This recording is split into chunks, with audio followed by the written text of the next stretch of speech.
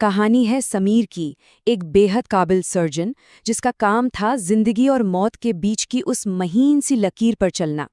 लेकिन उसके इस जाने माने चेहरे के पीछे एक बहुत ही गहरा और डरावना राज भी छुपा हुआ था। एक ऐसा जुनून जो विज्ञान की तरक्की और पागलपन के बीच कोई फर्क नहीं समझता था। चलिए इस कहानी की परतों को खोलते हैं।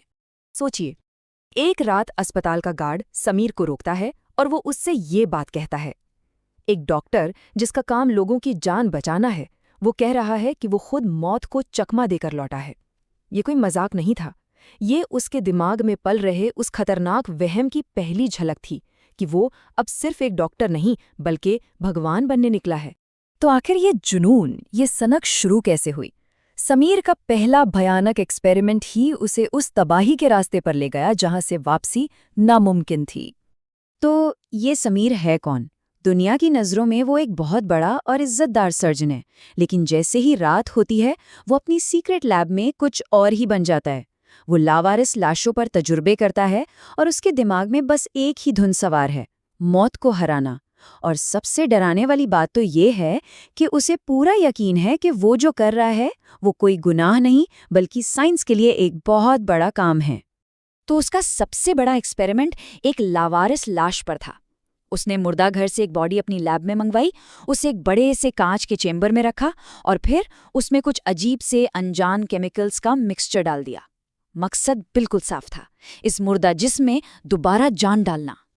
और फिर कुछ हुआ भी। उस लाश की आंखें खुल गईं। एक पल के लिए तो समीर को लगा कि वो जीत गया, कि उसने नामुमकिन को मुमकिन कर दिया।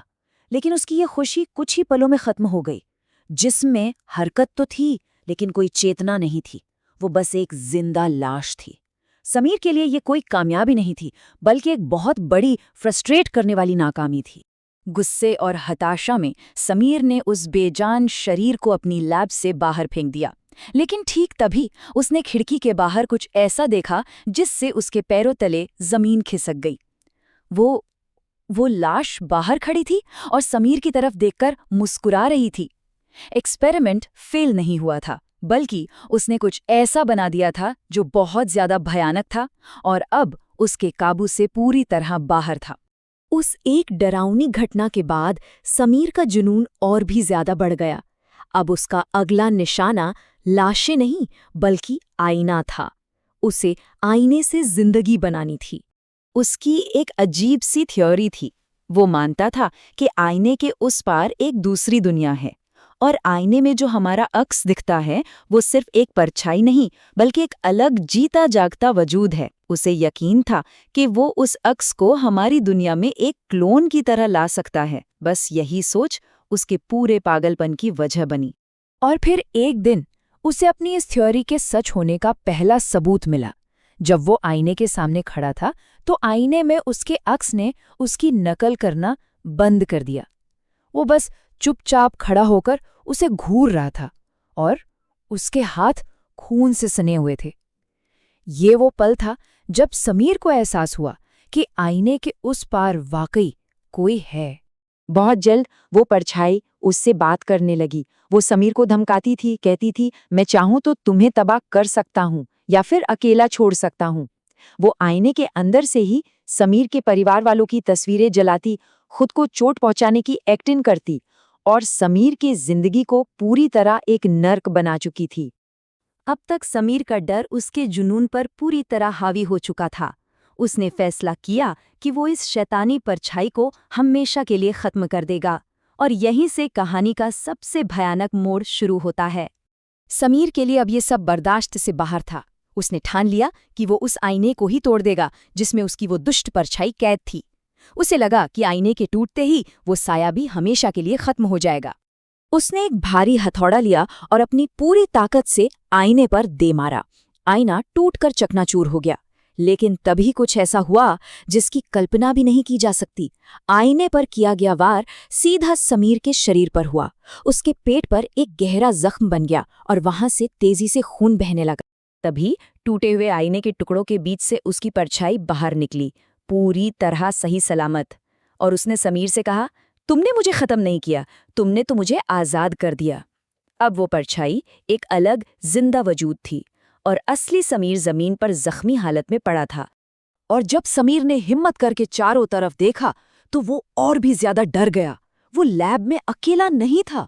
उसके सारे पुराने नाकाम तजुर्बे, वो सारी लाशें अब जिंदा थीं, होश में थीं और उसे ही देख रही थीं। उसकी अपनी लैब अब उसके लिए एक जीता जागता नर्क बन चुकी थी। पर कहानी यहाँ खत्म नहीं हुई। समीर की असली सजा तो अब शुरू होने वाली थी। एक ऐसी कैद जो शायद मौत से भी ज्यादा बदतर थी। जमीन पर पड़े पड़े ही समीर का शरीर बहुत ही भयानक तरीके से बदलने लगा। उसकी खाल एक सख्त चांदी जैसी परत बनती जा रही थी। धीरे धीरे उसके चेहरे के सारे नए नक्श मिटने लगे और देखते ही देखते उसका पूरा शरीर एक जीते जागते होश वाले आईने में बदल गया। उसकी परछाई, जो अब उसकी जगह ले चुकी थी, उसने समीर की सबसे बड़ी गलतफहमी को दूर किया। उसने कहा, तुम सोचते थे कि परछाई इंसान बनना चाहती है? नहीं, परछाई तो बस इस दुनिया में आना चाहती थी। समीर का मकसद कुछ और था, पर उसके अक्स का इरादा शुरू से ही कुछ और था। और फिर उस परछाई ने समीर को उसकी कभी न खत्म होने वाली सजा दिखाई।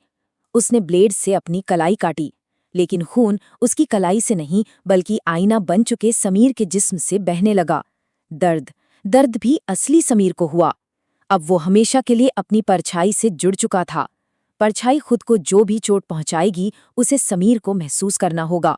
लैब से बाहर जाते हुए उस परछाई ने आखिरी शब्द कहे, आईना सच दिखा सकता है पर सच बता नहीं सकता। समीर अब दीवार पर टंगा एक खामोश तड़पता हुआ आईना था, जो खून के आंसू रो रहा था, लेकिन उसकी चीखें सुनने वाला वहां कोई नहीं था। समीर की ये कहानी हमें एक बहुत ही अहम सवाल के साथ छोड़ जाती है कि अपनी ही शख्सियत के अंधेरे को कुरेदने की, उसमें बहुत गहराई तक झांकने की आखिर क्या कीमत चुकानी पड़ती है। जब कोई अपनी हदों को लांघने की कोशिश करता है तो क्या वो खुद को ही हमेशा के लिए खो देता है?